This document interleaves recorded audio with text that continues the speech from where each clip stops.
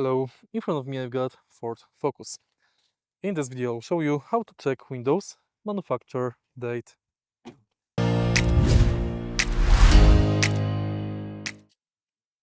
check Windows manufacture date, take a look at any window. All windows are equipped with this sticker. On the bottom you can find number and dots. Same here.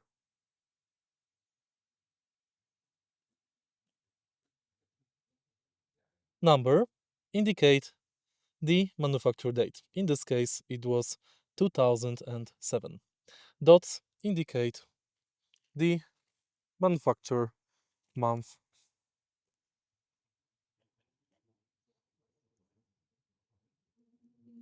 If you find this video helpful, please leave like, comment and subscribe.